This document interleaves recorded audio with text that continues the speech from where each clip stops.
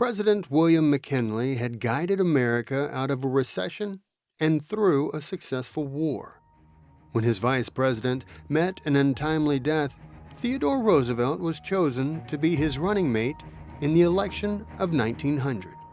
Despite McKinley's successes, a deranged anarchist would bring his second term to a tragic end.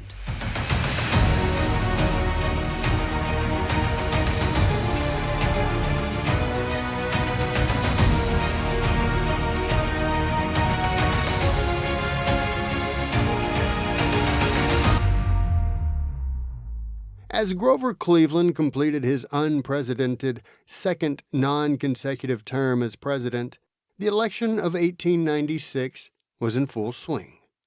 The Democrats had nominated William Jennings Bryan. The Republicans hedged their bets with William McKinley. While Cleveland, a Democrat, had been able to conduct himself with subdued partisanship, which appealed to both parties, Bryan and McKinley proved polar opposites. McKinley was a proponent of the gold standard, while Bryan promoted bimetallism and free silver. McKinley supported global expansion, such as annexing Hawaii and building a canal through South America, while Bryan condemned it. The Democrat Party accused McKinley of being controlled by big business, while the Republican Party accused Bryan of being a radical socialist. In a landslide on November 3, 1896, voters chose McKinley and his running mate, Garrett Hobart of New Jersey. The Republican ticket won 61% of the Electoral College. Under McKinley's leadership, the country was guided toward prosperity after enduring a recession from the Panic of 1893.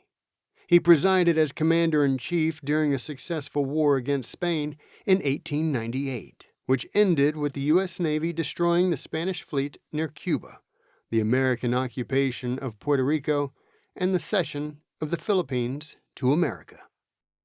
Despite Hobart's untimely death on November 21, 1899, McKinley's first term in office proved successful and elevated his stature enough for him to win the 1900 election by an even greater margin than 1896. After Hobart's death, the office of the vice president remained vacant. During the re-election campaign, the spot was filled by Theodore Roosevelt, who was reticent over whether or not to take the position. Roosevelt had become one of the most famous Americans, predominantly for his decision to resign as Assistant Secretary of the Navy and enlist in the Army to fight in the Spanish-American War. His exploits with the Rough Riders became legendary. Roosevelt's celebrity may have had more to do with the improved election numbers than McKinley's first-term governance. As McKinley's fifth year in office began, so began the Pan-American Exposition in Buffalo, New York. The Exposition was likened to the World's Fair, except that it was dedicated solely to the cultures of North and South America, with the theme to unite the Americas in bonds of prosperity. 19 nations and colonies participated.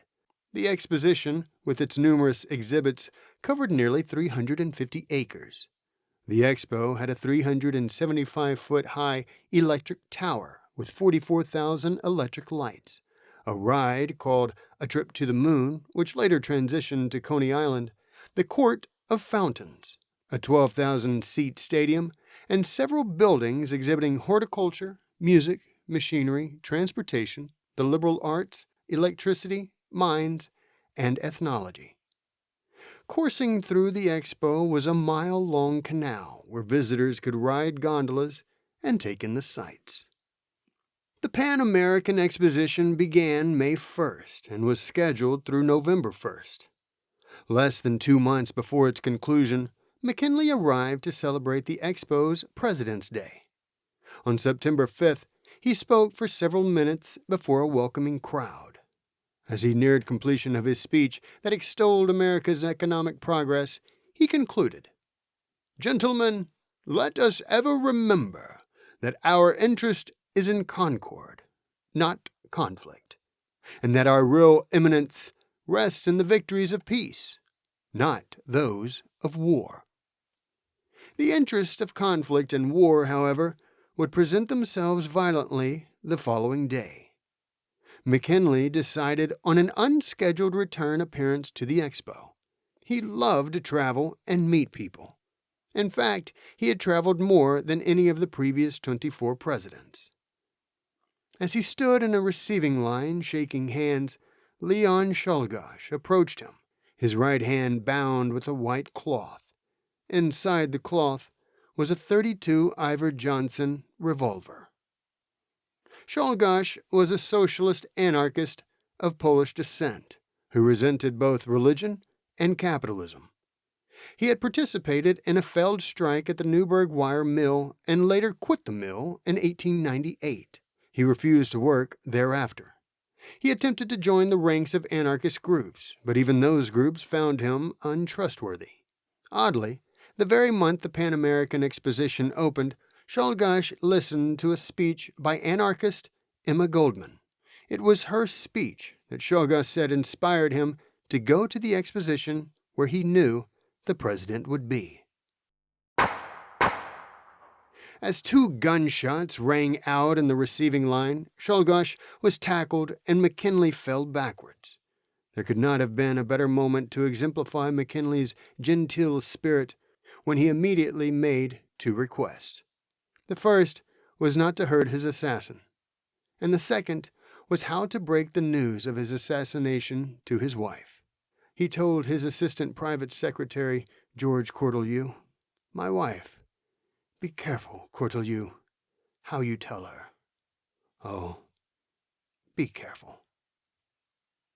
At the time of the assassination, Roosevelt had been in Vermont preparing to give a speech to the Vermont Fish and Game League. When he was told of the shooting, he immediately left the island by rowboat, then boarded a yacht, followed by a train.